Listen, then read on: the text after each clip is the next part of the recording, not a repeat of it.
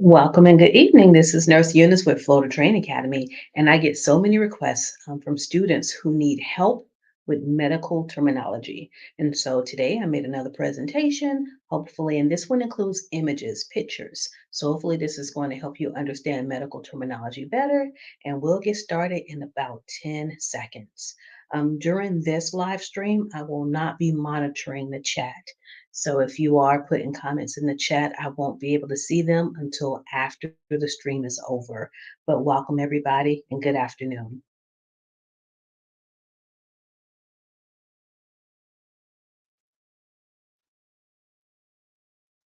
All right. If this is your first time here, if you go to nurseeunice.com, you can get these slides. I have a CNA bundle. The slides are $5, and you go to nurseeunice.com, and that includes your cheat sheets, your practice exams.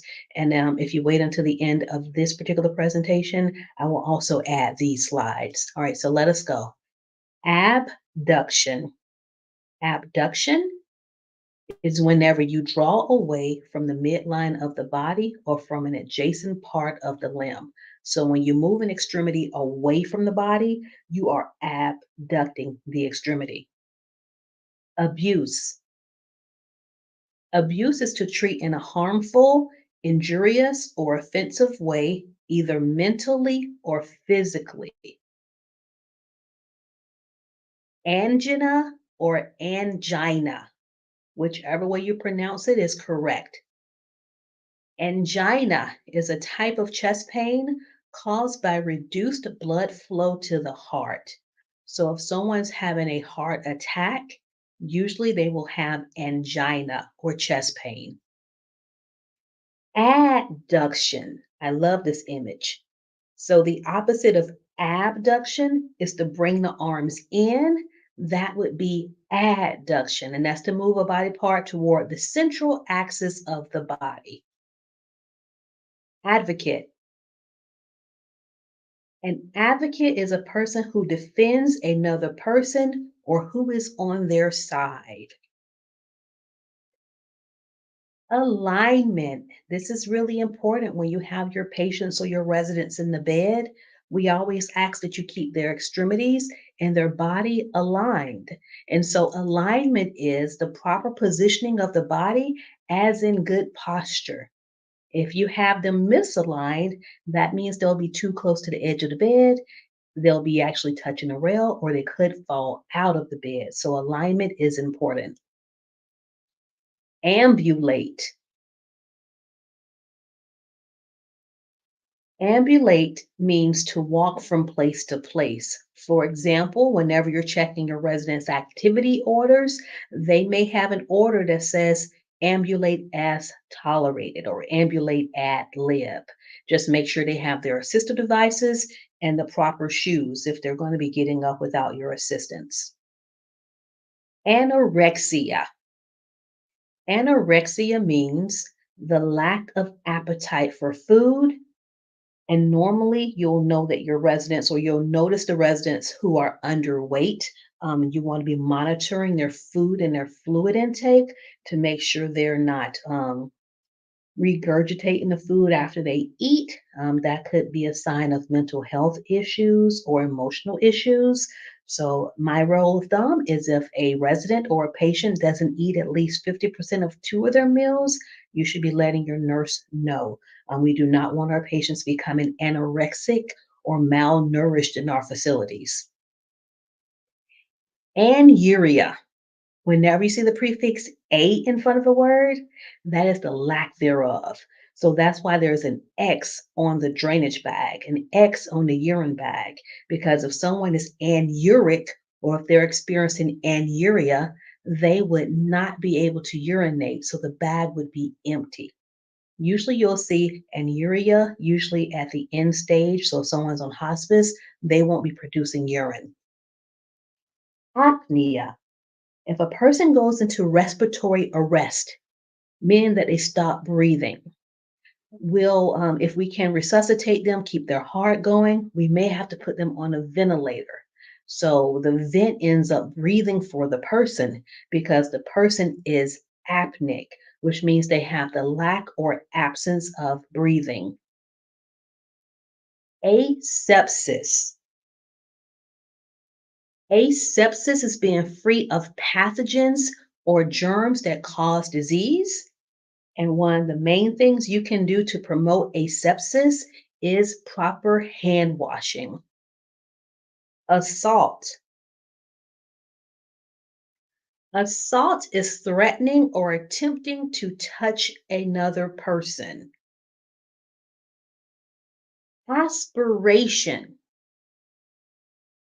Aspiration is choking by drawing foreign matter into the respiratory tract. So, in this image, you see someone performing abdominal thrust, which were previously referred to as the Heimlich maneuver. But if your patient is choking, you'd have to perform a life saving act. You're going to do those abdominal thrusts in order to remove the obstructed object. Atrophy, and I'm going to repeat this again, atrophy. Look at the resident's legs. Atrophy is the wasting away of muscles. And this could happen because of lack of range of motion, but also due to the lack of protein. So even if your patient refuses to eat meat, there are non-meat sources of protein. There are supplements, there's legumes or beans, there's peanut butter. So there are other ways that your patient can receive those nutrients. In addition, if your patient's unable to move their extremity because maybe they've had a stroke, it's called passive range of motion. And that is when the CNA or the caregiver will do the exercises on behalf of the patient, keep those joints moving. And this term is kind of hard for people to pronounce. It's not auxiliary, it's axillary. So I want you to say it with me, axillary. And it's pointing towards the armpit.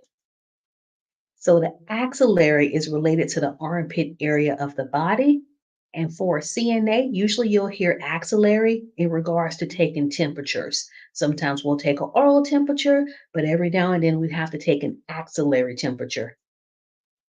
Bacteria. Bacteria or germs, they're usually microscopic, single cell plant lives that multiply rapidly. Base of support. When you think of base of support, I want you to look at the bottom of a cane or the bottom of the walker. And that's an area on which an object rests. So if you want your person to be more stable, sometimes they'll have a quad cane. And it's a cane that instead of just having one singular point at the bottom, will have four protruding areas. And that widens the base of support and helps to keep your resident more stable. Battery. Battery is touching someone's body without their permission or consent. Biohazardous waste. Biohazardous waste are items that have been contaminated with blood, body fluids, or substances that are harmful to others. In your facilities, you'll usually have a red trash can that has a red bag. Biohazardous waste that are soft in nature would go into the bag. If it's a needle, let's say the laboratory tech left a needle at the bedside, you cannot put that into a bag because it would penetrate the bag, it would go through it. Instead, you put that in a sharps container, which is also another place where your biohazardous waste would go. Blood pressure. The blood pressure measures the force of blood against the walls of the blood vessels. So we're receiving those internal pressures. How hard is the heart working to circulate blood? That's what you're monitoring whenever you take a blood pressure. Bowel movement. The bowel movement is the passage of feces through the anus and is also referred to as defecation. If your patient goes more than 2 days without a bowel movement, you want to try to do something to help promote a bowel movement, such as getting them up, ambulating them, making sure they have enough fluids. If it's allowed, they can have prune juice. And the reason why I say if it's allowed, because you have patients, especially if they're diabetic, they can't have the excess sugar that's in the prune juice. If your patient has renal or kidney failure, prune juice is high in potassium. So that would be another person who cannot have prune juice. So if your patient has not had a bowel movement in 2 days, get them up, give them fluids such as water, and then ask your nurse if you're unsure whether or not the person can have prune juice. And usually the prune juice will help promote a bowel movement within a few hours, and then your nurse can also provide stool softeners.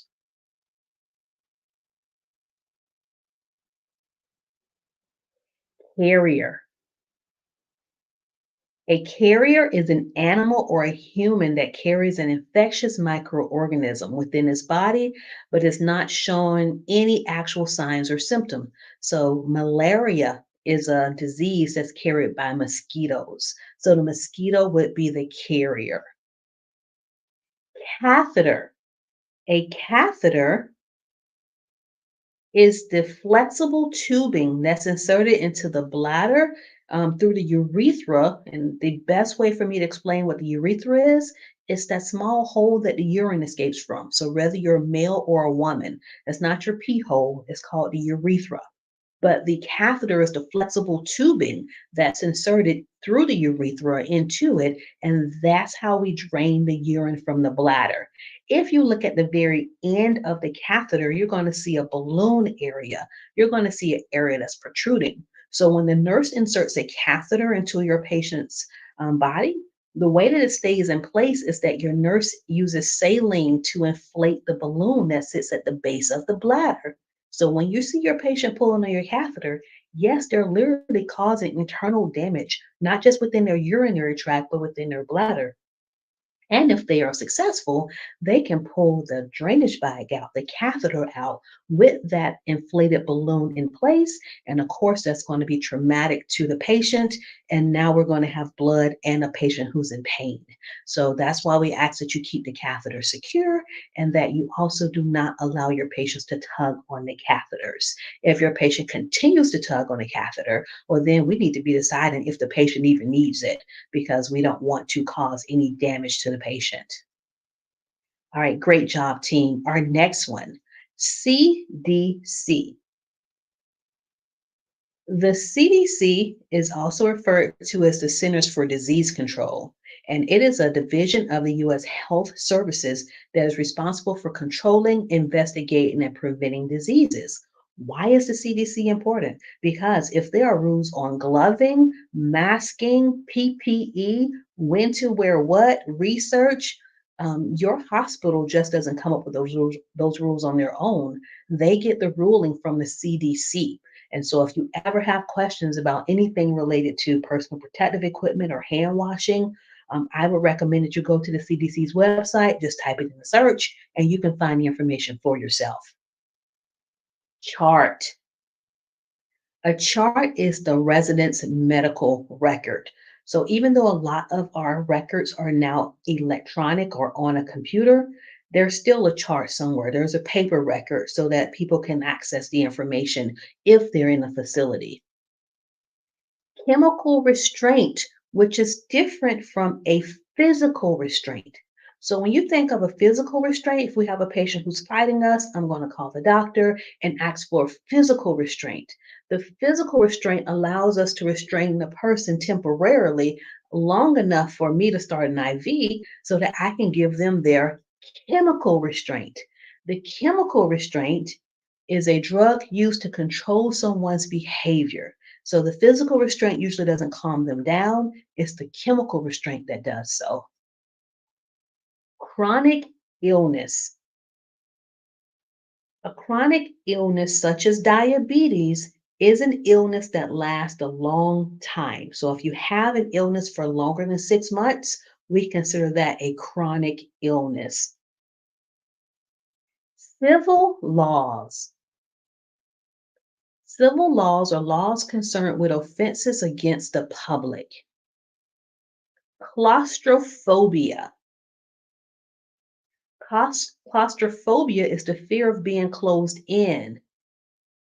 In regards to your patients, they'll usually let you know that they don't want to have an MRI taken. If you've never been in an MRI before, it's an enclosed medical device, and the patients can sometimes feel claustrophobic once they're put into that device. And so, as far as healthcare is related, if a patient's getting on the elevator or in the MRI, they may have claustrophobia, but your nurse and your doctor can work with the patient and provide them with some anti anxiety medication and also some non pharmacological ways to reduce stress, such as breathing exercises, mindful thinking, and maybe like music therapy.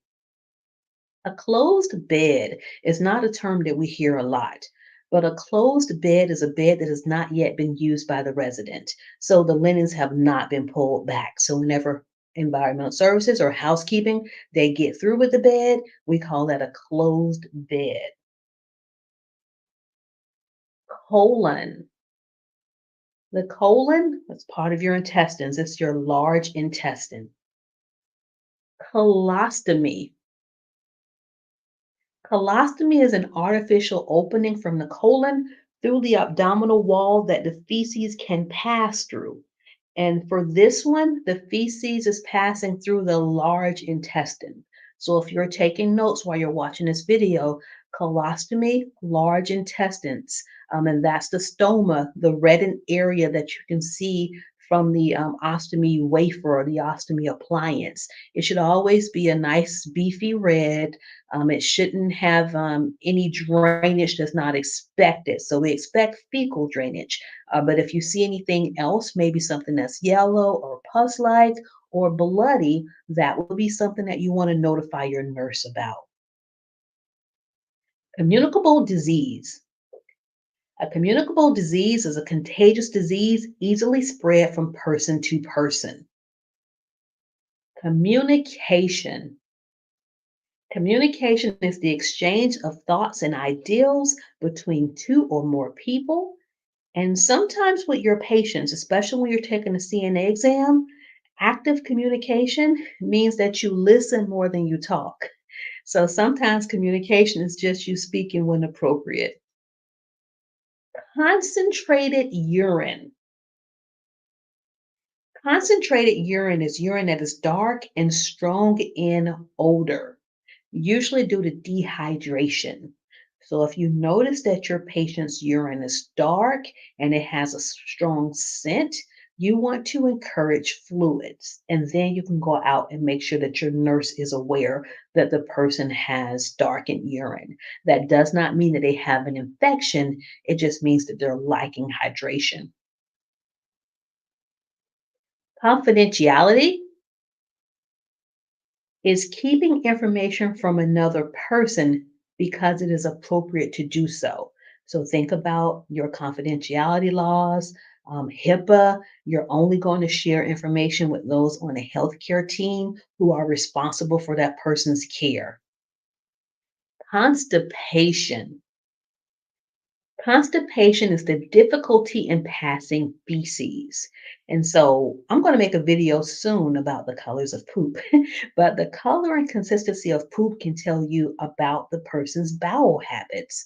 So if the person has small rock-like fecal matter or stool, that can be a sign of constipation. Also, if they have streams of stool, that means that only a small amount of stool is able to pass through and that the rest is blocked. So, one day I'll have that video up where you all can, see what the fecal colors and the fecal types mean, but you can look at someone's bowel movement and tell whether or not they're constipated. When you look at the eyes here, we have one where the pupil is open in the dark, and then we have one where in a brightly lit room it's kind of closed off, or excuse me, it's narrower. And so the term we like to use is constrict. We expect for the pupils to constrict in bright light. So whenever the light is bright, the pupil should narrow. Contamination. When I look at this picture, I'm like, just throw the whole house away, my Lord. So, contamination is the process of spreading germs to an area. So if you see rodents, if you see insects in someone's house, those insects and rodents are passing germs from one area to another. Continence. I chose this photo because she looks so happy. She's been working a 12-hour shift. She finally sat down. She held her bladder for 10 full hours because she's crazy, but they do call you a lot. And so now she's finally able to relieve herself. The fact that she could hold her urine for that long meant that she had the ability to control it. So she was continent, which is the opposite of incontinence. Culture. Culture is the accumulation of customs, beliefs, values, habits, and objects shared by people, usually passed from one generation to the next. And as a caregiver, as a CNA, you have to respect individuals' cultural beliefs. Cyanotic. Look at the fingertips. They're discolored. They're mottled. Whether you call that blue or purple, it is abnormal. So, cyanosis is the blueness noted on the body due to a lack of oxygen. And I'm sure that if you touch this resident's hands, the hands would feel cool to touch. Dandruff. Dandruff is a very dry scalp that creates the white flakes. Defamation. And usually you hear this in relation to character, defamation of character. Defamation is harming a person's reputation by making false statements to another person. Diarrhea. Diarrhea is when a resident or a person would experience loose or watery stools. Diastolic pressure. So your blood pressure consists of two numbers. The top number is referred to as the systolic blood pressure, and the lower number or the bottom number is referred to as the diastolic blood pressure. The diastolic blood pressure measures the blood pressure within the arteries when the heart is at rest. And again, it is the lower number of the reading. So when the heart's resting, that's the diastolic pressure. Digestion. Digestion is the breaking down of food so that nutrients can be used by the body. Dilate is the opposite of constrict. So, in one of the past slides, we showed a narrow pupil. But when the pupil is open, that is when the pupil is dilated. Also, the arteries can dilate and constrict. And again, dilate is to get wider or to expand. Disinfection.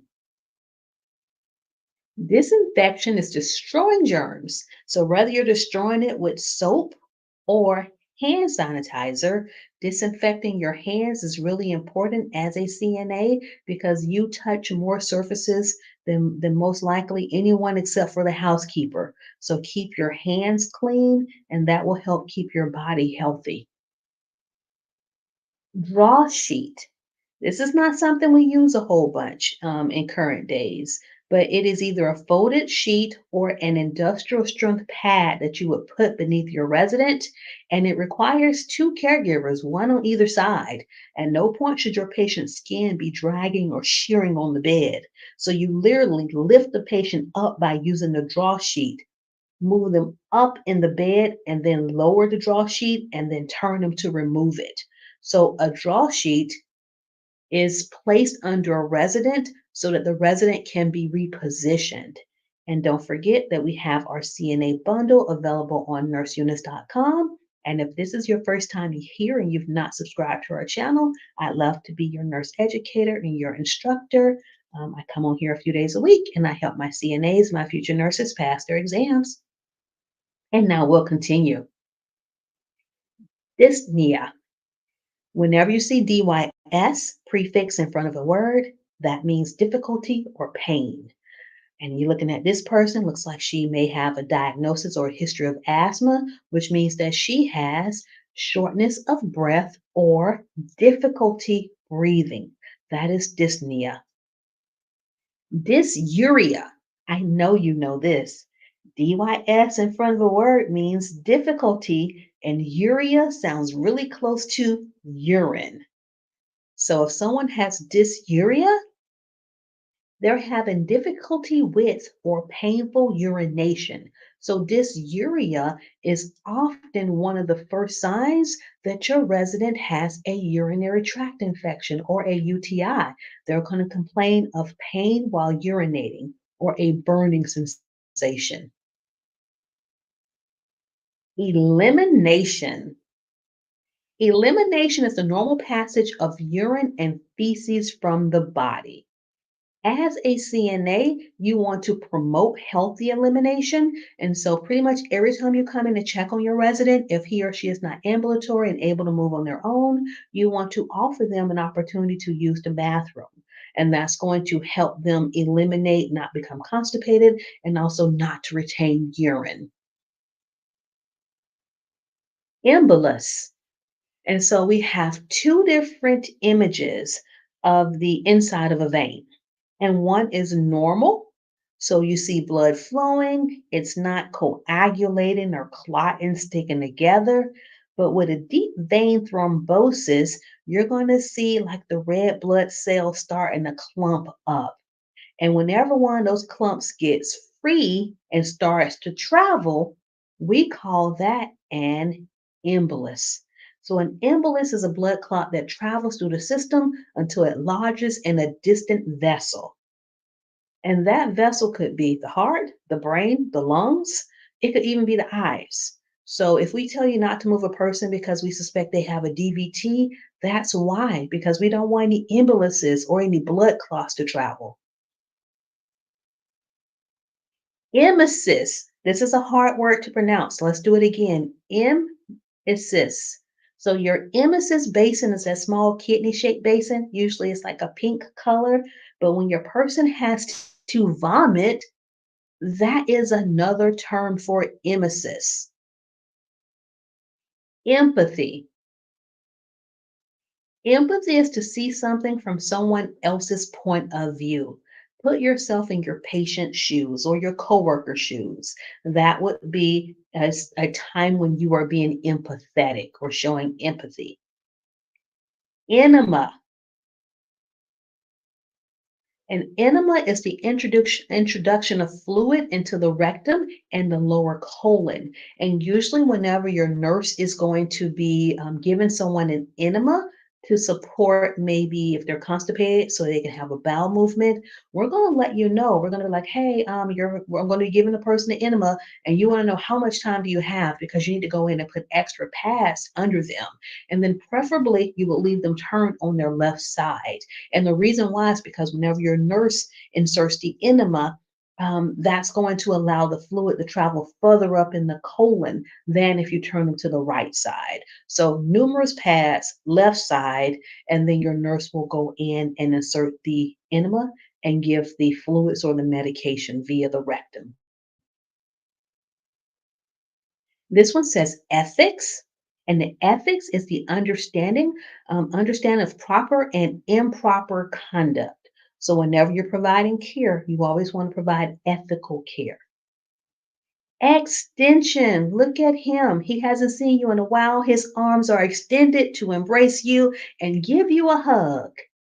Extension is the straightening of a body part like an arm or a leg. External rotation. These are terms you're going to hear more often if you work in like a rehabilitation center. So, external rotation is turning a joint outward. False imprisonment. Yes, I have pictures of a side rail there. In most of your facilities, the beds will have four rails, two at the top and two at the bottom. It can actually be considered imprisonment if you raise more than two rails. Usually, that requires a doctor's order to raise three or four rails.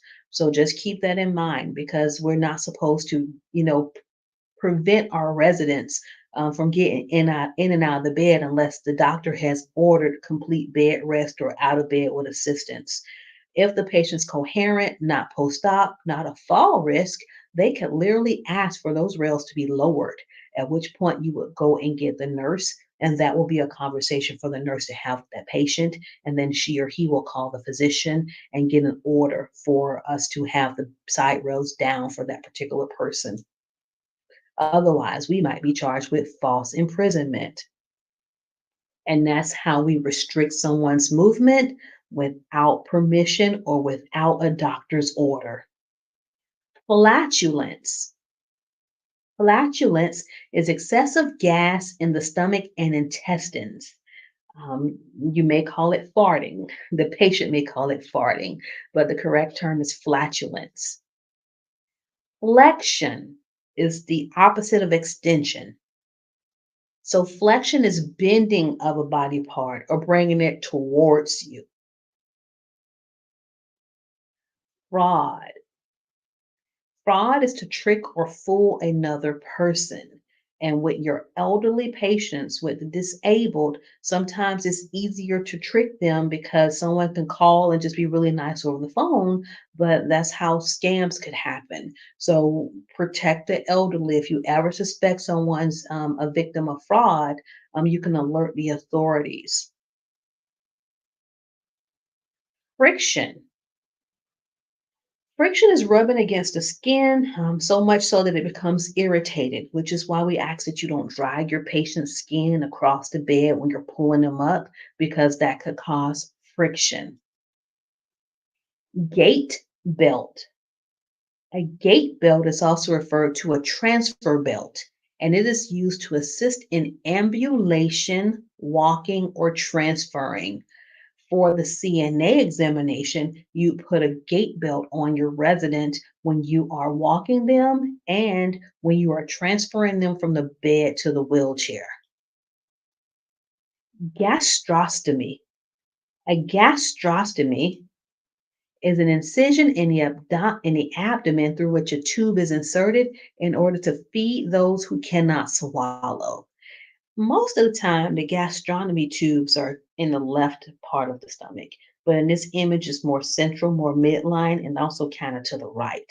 So I've not really seen any place that high, but in this image, it is. Genitalia. Genitalia is also the sexual organs. Geriatric. Geriatric relates to old age or aging.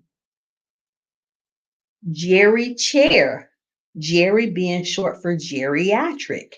A Jerry chair is a recliner that has wheels. So whenever you're putting a resident into a Jerry chair, make sure that those brakes are locked on the wheels. Otherwise, that would be an unsafe transfer.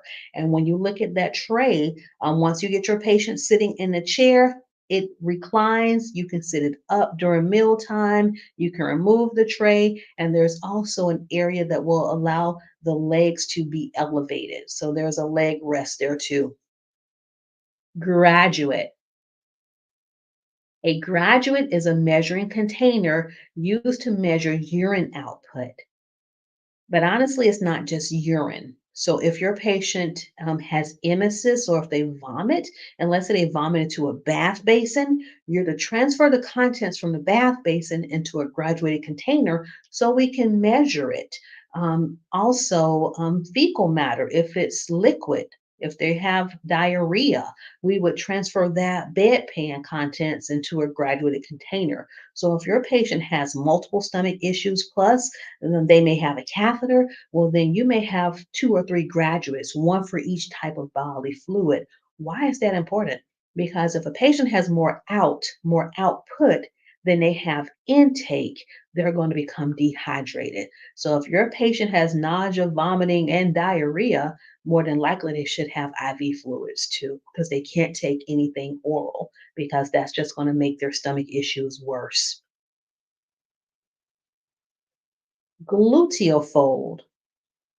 The gluteal fold is the crease that divides the buttocks. Halitosis. All right, this isn't the best image, but it's what I have. Looks like he has an injured nose. I'm not sure if his nose was injured before or after smelling this person's breath.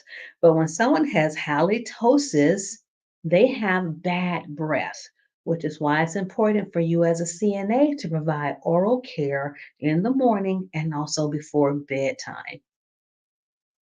Hemiplegia. So the prefix hemi means half. Plegia refers to numbness or weakness. So half of the person's body is weak. And so here in the image, maybe this person had a stroke. The blackened area would be the affected area. So after a stroke, a person may have a hard time moving one side of their body, specifically their leg and their arm. And we say that they have hemiplegia. And this one says paralyzed. I apologize. So it could be paralysis, but it also could be weakness on one side. Hyperextension. For this one, he looks like somebody who was overdoing it in the gym, and maybe, just maybe, he moved a body part too far back, and that's going to cause pain. So, whenever you are assisting your residents to put their clothes on, range of motion, you don't want to bring their joints too far back because that is considered hyperextension. Host. Host is an environment in which germs live and multiply. Think about that bedside table. Think about those side rails. Think about the call bell. Sometimes when we think of a host, we think of a human. Those surfaces can also be host. So make sure you keep your patient's environment clean within their room. Do not put bedpans and urinals on their eating surfaces, such as their bedside table, because you will contaminate that table. HS care. HS is another way to say bedtime.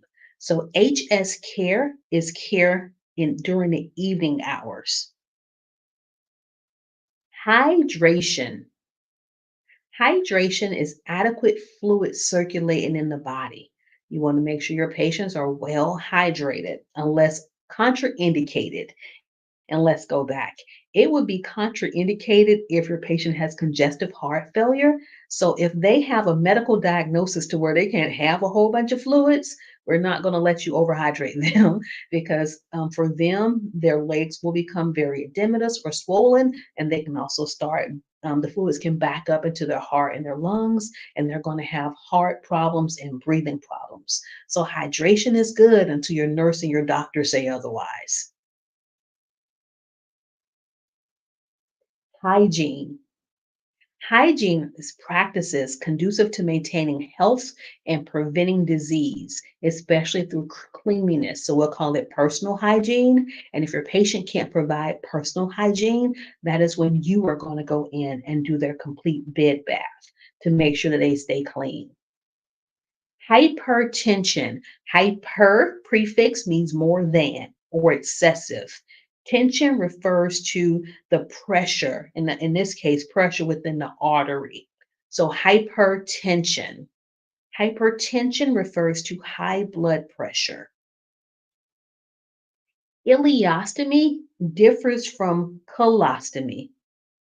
And the way it differs is that the colostomy, the stoma was placed at the large intestine. With an ileostomy, the stoma or the artificial opening, bringing the intestine out towards the outside of the body, the drainage is coming from the small intestines. So, depending on where the ostomy is located, is going to determine whether or not the stool is more liquid or more formed.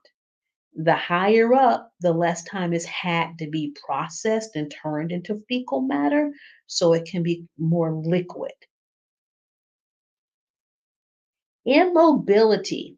And so this doesn't show that the person's in traction, but traction would be like that pulley and weight system that's going to keep a joint fixated in the air, usually after an orthopedic surgery. So if a person is in traction, you're not supposed to move that weight that's on the opposite end of the bed. You never move the weight. Instead, there's going to be like an overhead trapeze that the patient can pull up on, like a handle that's in the air. They can pull up on that, and that's how they can lift so you can change the bed or put a bedpan beneath them.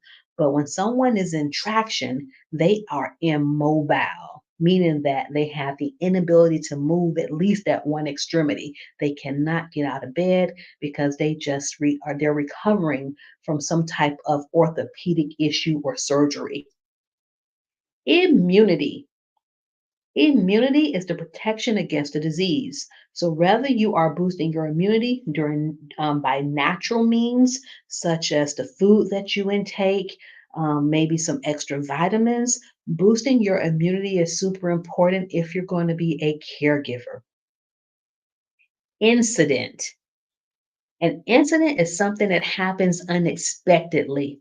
So if your resident falls, that means that we're going to have to fill out an incident report. The incident reports are not to get you in trouble.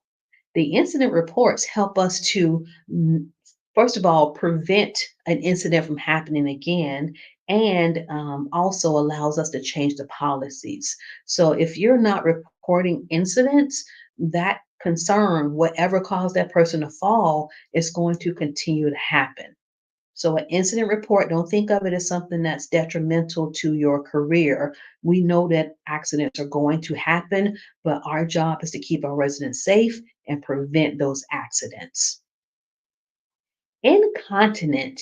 When you look at this image, it may be hard to see, but the illustration shows that his pants are wet and that his bed is wet.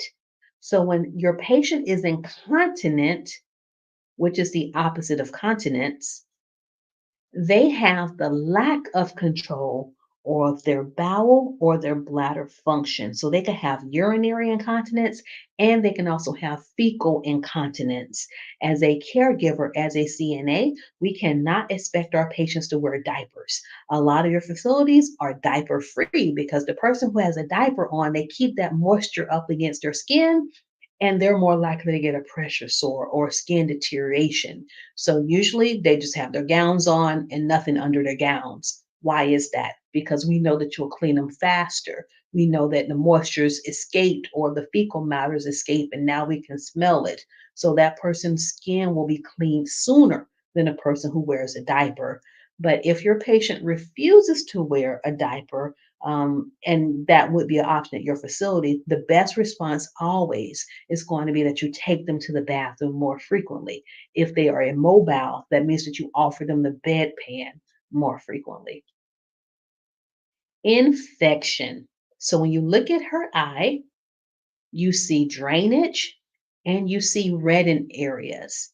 Those two are concerns, and that is abnormal. So maybe she has conjunctivitis or inflammation in the eye related to some type of germ or bacteria. So, an infection is a disease state resulting from the invasion of germs in the body.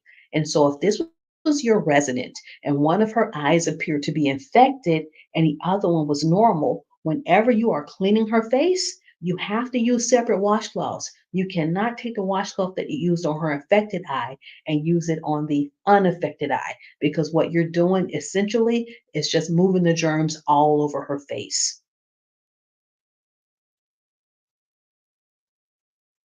This one is off to the side. It is intake. And intake is the amount of food or fluids taken in the body. And I've already told you that if your resident doesn't consume at least 50% of two of their meals, notify the nurse. Do not wait until dinner to tell the nurse that your patient has refused to eat all day. That is not appropriate. Internal rotation. Internal rotation is turning a joint inward. So it's the opposite of the external rotation. And in this image, looks like he's bringing his knee towards the inside, towards his midline. Intravenous, or the abbreviation for intravenous is IV therapy. Intravenous therapy would either be fluids or nutrients that are provided through the veins. So the nurse would start an IV, an intravenous line, and from there, the doctor will prescribe what goes through that line. Sometimes it's just normal saline, which is salt water. Sometimes it could have dextrose or sugar. Other times, especially if we're allowing their stomach to rest, they can get a full bag of nutrients and vitamins. So it's really important that if your patient's not eating, that we are supplementing their nutrition intravenously. This is an old term, and I'm going to date myself here. So if you see a Cardex in current times, please let me know. But in case we have an old school nurse or an old school CNA who's watching, the term is Cardex. And Cardex is a file used by nurses to give information to oncoming shifts. It contains the diagnosis, care plan, and needed treatments. So it was literally a card, you all, and you can pull out your card and see what was going on with your patients. Leg bag.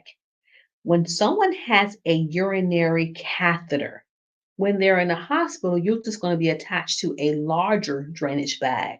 But if this resident is mobile, if they're able to walk, if they're going to be discharged home, they may be discharged home with their catheter, but they need a bag that's going to allow them to have more independence. And that is when we would attach the leg bag.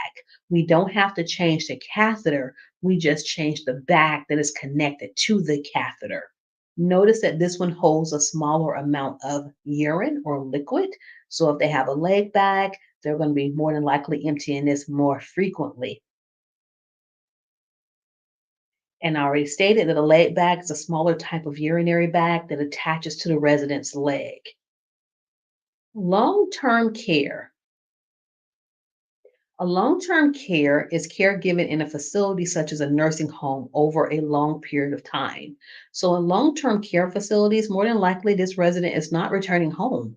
That is their home, and you want to make their home as pleasant as possible. Malpractice. Malpractice is neglectful treatment that results in injury to the resident or patient.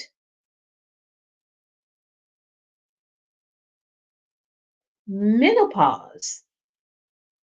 Menopause is the end of a woman's reproductive years. And for some of you, I know you're like, well, that's not important. But let me tell you why it's important because menopausal women have night sweats. And so if they have night sweats, what's happening to their skin is moist. So their skin would be more likely to break down. So if a woman is at the end of her reproductive years, make sure you do a thorough, especially if there's, complaint of hot flashes, that you try to, have difference. One moment they're cold, one minute they're hot, that you're more understanding, but also she's having those night sweats. That means her skin's wet. Make sure you do a thorough skin assessment if you're helping with her baths. And I can't believe that can't be it. There's no way, you all. That is it. Oh no, I have to come up with more. I wanted to go all the way through Z. Well, everybody, this is Nurse Eunice, and it is Saturday. I hope that you enjoyed our quick medical terminology review. Again, if you give me a few hours, I will go ahead and add these slides to the CNA bundle, which is $5, and it contains cheat sheets, medical terminology, practice tests, and also interview questions. And you can purchase that at nurseeunice.com. All right, you know I love you. And my babies who let me know they passed their test, I'm so proud of you. And for those who are testing next week, I'm praying for you also. Bye, everybody. Have a great weekend.